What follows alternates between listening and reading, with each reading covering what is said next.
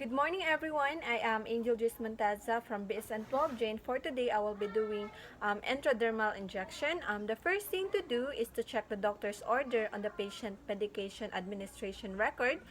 This is done to identify what kind of drug to be given to the assigned patient, and to identify the drug's name, its dosage, the route of administration, and the time when it is to be given.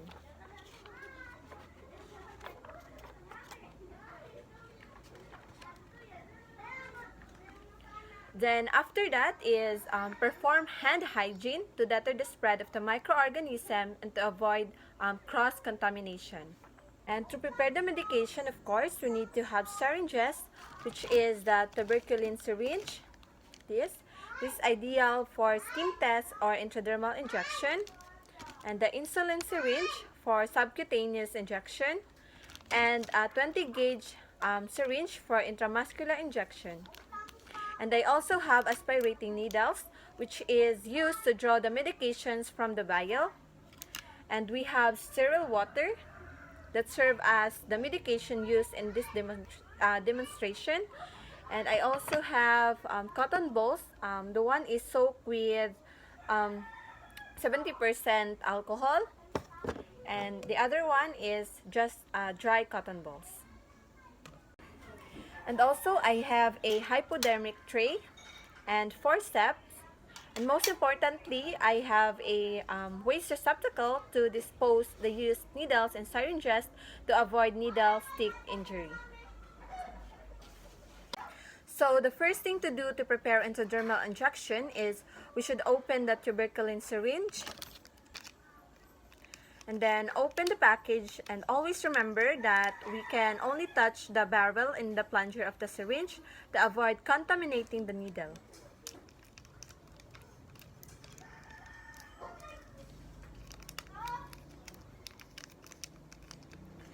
So after that, if the syringe is cuffed, then remove the cuff because we have to connect the tuberculin syringe into the aspirating needles. And open the aspirating needles and connect it into the tuberculin syringe or in the tuberculin needle.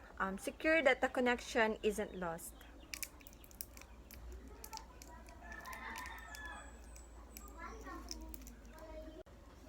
And after that, open the medication vial.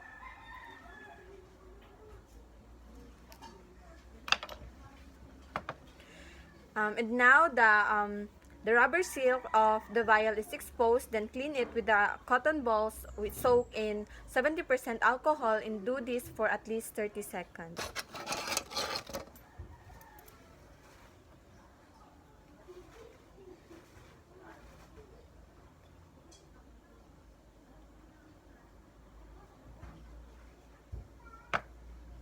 Then discard. Now take the syringe and then uncup, and then draw some air of an exact amount which is needed. So inject the air into the vial, and then invert the vial and draw the exact amount of the medication needed or prescribed by the doctor. And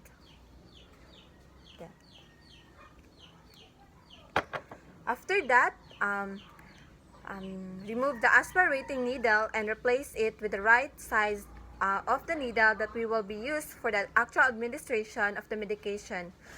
And now we will be remove the aspirating needle, and we should replace it with the right size of the needle that we will be used for the actual administration of the medication.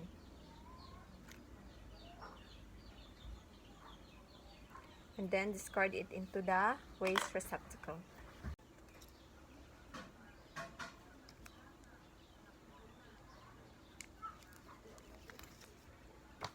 And don't forget to write the medication ticket, which is the name of the drug, the dosage, so that we won't forget.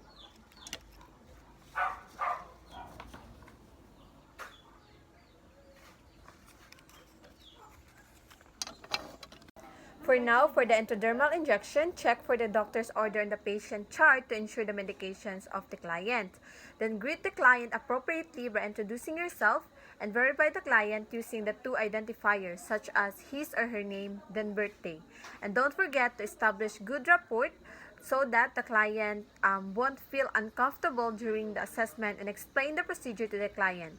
And don't forget to provide opportunity to the client so he or she can raise her or his concern, and also wash your hands to prevent the spread of the microorganism, and arrange all the medication drug to the hypodermic tray with a corresponding drug so we can prevent the confusion later on. And then apply also gloves to reduce the risk exposure of the blood, and then ask the patient consent before entering the room. So let's start. So, good morning, ma'am. I am Angel Joyce Monteza, your student nurse for today. May I know your name and your birthday? August 4, August 4, your name, please. Micaela Vasquez. Okay, Miss Micaela, for today I will be doing intradermal injection. This is to identify or check that if you have any allergies or not. Is that okay with you, ma'am? Opo. Okay, so let's start the assessment. So now choose an injection site that is free from lesions and discoloration below the antecubital space, and one hand above the wrist. And then position the patient arm so that his elbow and forearm are supported in flat surface. Then apply clean gloves. Then use an antiseptic swab to clean the site, beginning at the center in circular motion outward about 2 inches and 5 centimeters.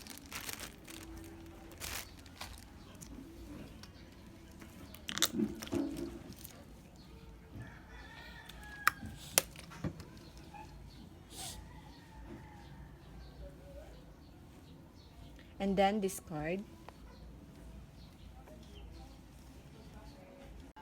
So now remove the cuff, hold the syringe between the thumb and the forefingers of your dominant hand, then level the needle pointing up, and then stretch the skin tongue at the injection site by pulling gently by your thumb and forefingers at your non-dominant hand.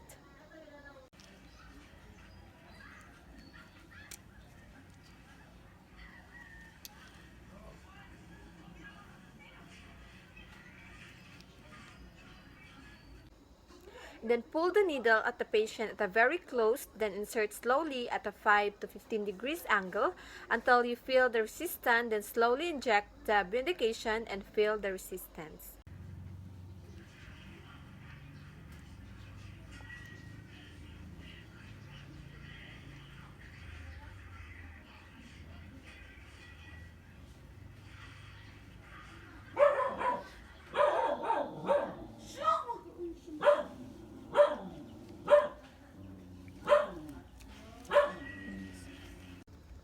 And then withdraw the needle at the same angle and pat it with a dry cotton ball, and don't forget to do not massage the area.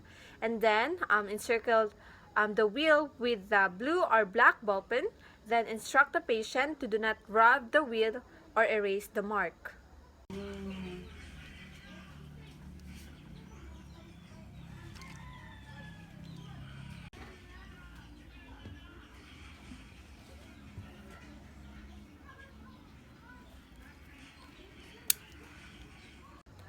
So now, assess the patient in the comfortable sitting position.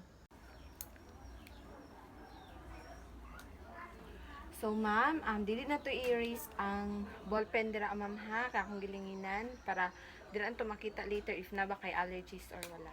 So okay ba na si mo ha ma'am? Okay ma'am, so pwede na ka malingkod ma'am para maging comfortable ka. Okay. So don't forget to do not recap and use again the needle. Discard the needle and the syringe to waste receptacle, and wash your hands and document the procedure.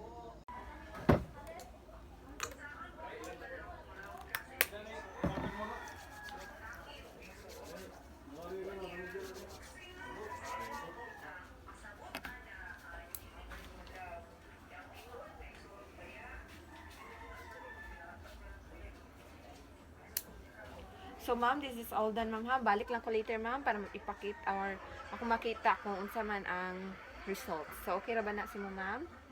Okay, ma'am. Thank you. So, in subcutaneous injection, we should have to repeat the first step done in the intradermal injection.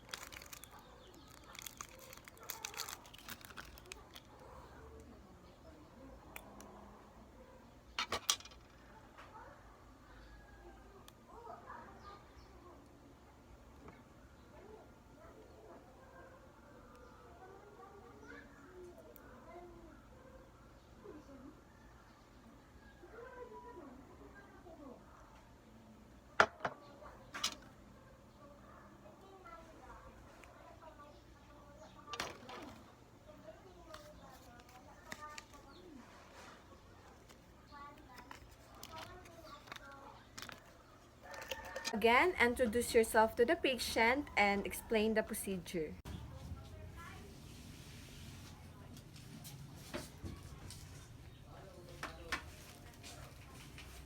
So, good morning, ma'am. I am Angel Monteza. May I know your name and your birthday, ma'am? August August. 4. For in your name, please. Michaela. Micaela. August. Okay, Miss Micaela, for now I will be doing subcutaneous injection. So, is that okay with you, ma'am? Yeah.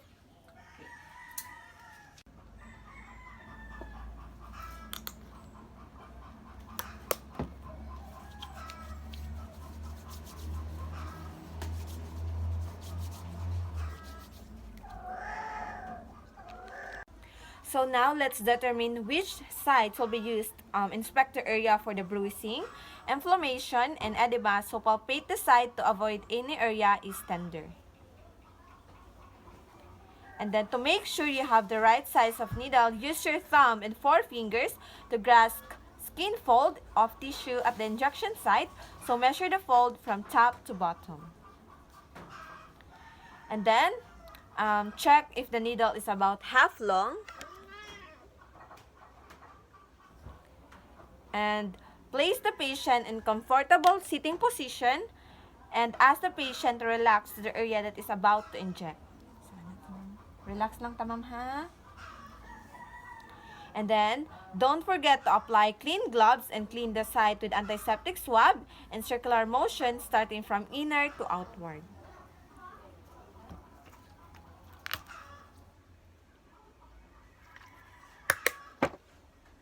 Use antiseptic swab or 70% alcohol.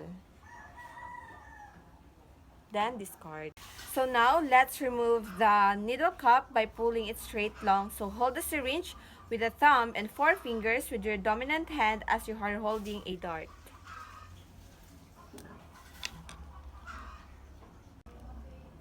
So insert the needle quickly at 45 degrees, then release the pinch skin, then rest the dominant hand of your patient.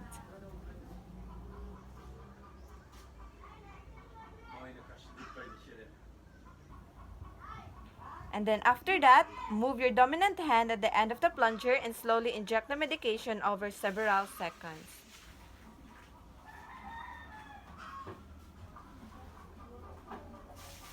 And then, so retain your gas on the syringe to keep it still. So quickly withdraw the needle. So place a swab gauze in the pad on the side and apply it gently, but don't forget to do not massage. And then discard the syringe. Okay, ma'am. And then make the patient comfortable and document the procedure. Then record the time and the amount of the drug into the medication sheet. Okay na, ma'am. Lingkod lang, ma'am, tarong. Kaka-portable ka. Gamitin lang siya.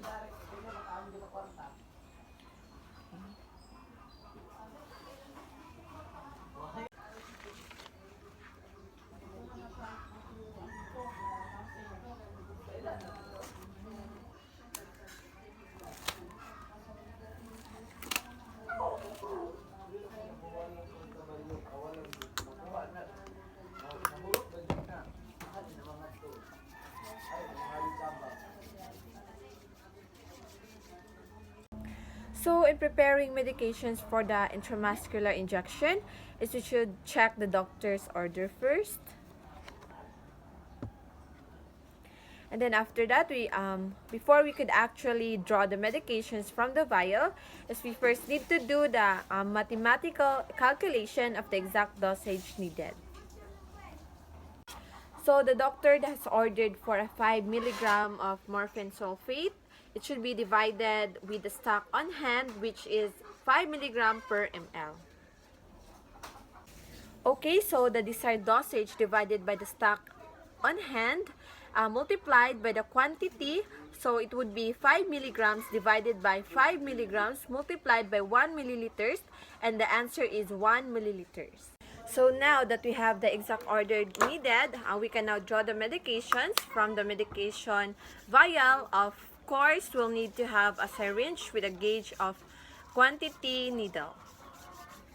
So we're gonna open the stereo pack, and always remember that we only touch the barrel and the plunger of the syringe, and then since my syringe is connected readily to the needle, so I'll have to separate it to draw the medication.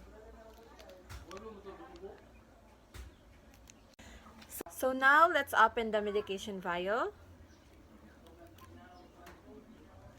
And now the rubber seal is exposed. We should clean it with a surface with a cotton that is soaked with 70% alcohol, and do this for at least 30 seconds.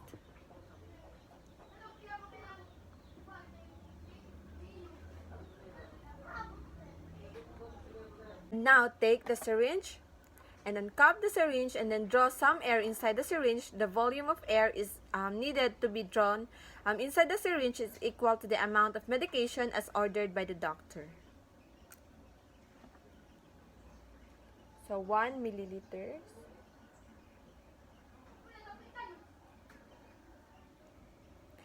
And then after that, inject the air into the vial. And then invert the vial and draw the exact amount of the medication needed.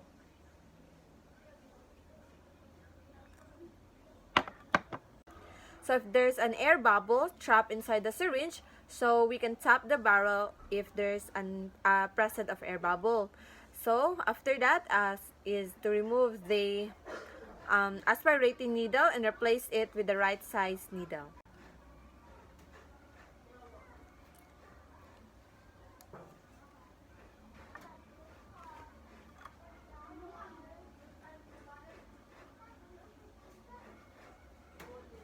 And then after that, we should weigh.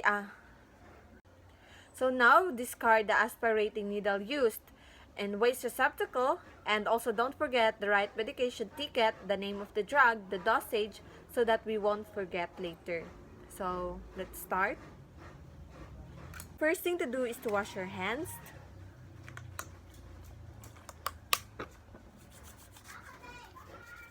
And after that is to prepare all the materials needed to save time and energy. And again, introduce yourself to the patient and explain the procedure.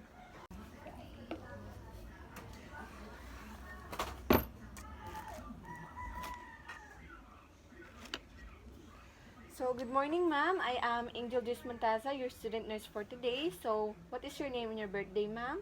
August August. 4. And your name, please? Micaela Vasquez. Okay, Miss Micaela, for now, I will be doing intramuscular injection for you. Is that okay with you? Yeah. Okay, let's start the assessment. Okay. So before we proceed to the procedure, so we should position the patient in comfortable sitting position. Okay, ma'am, maglingkod ng tatarong, ma'am, ha? Para pag-inject later is dili siya magka. Okay lang ba, ma'am? For now, select for the appropriate site of injection. So the voltus lateralis and the deltoid muscles are the possible area for the IM injection. So examine the integrity in the patient muscle mass, then palpate the area for tenderness are suitable for injection.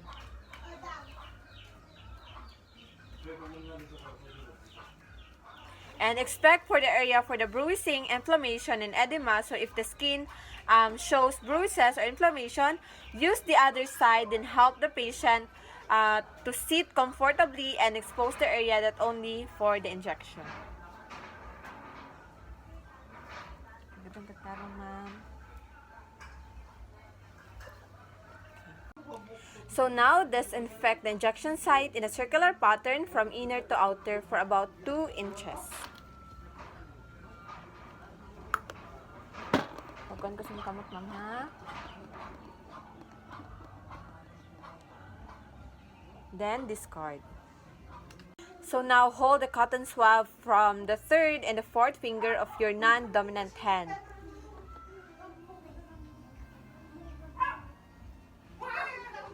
And then now, remove the needle cup by pulling it upward, then hold the syringe and from your thumb and your forefinger like you're holding a dart.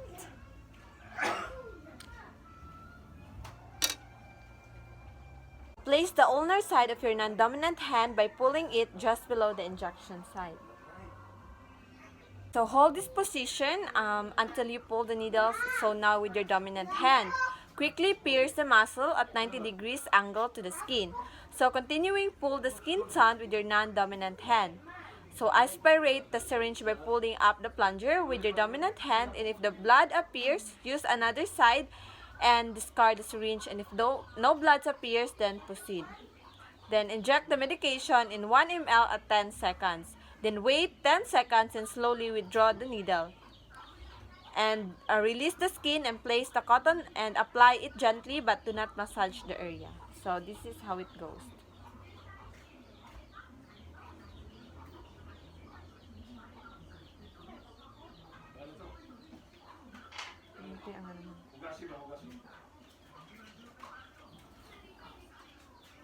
There's no blood appears, so inject.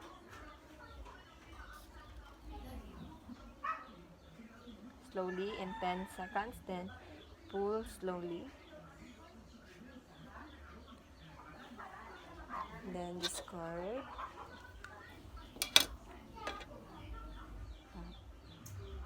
Okay, ma'am?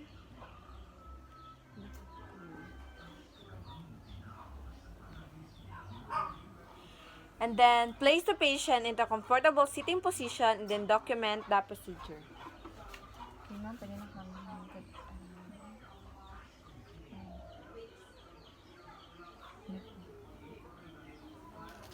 Okay lang ba ka, ma'am? Are you comfortable, ma'am? Okay.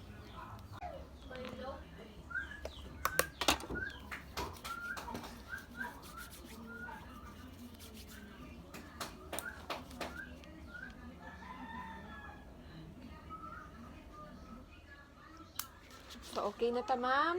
So, thank you, ma'am.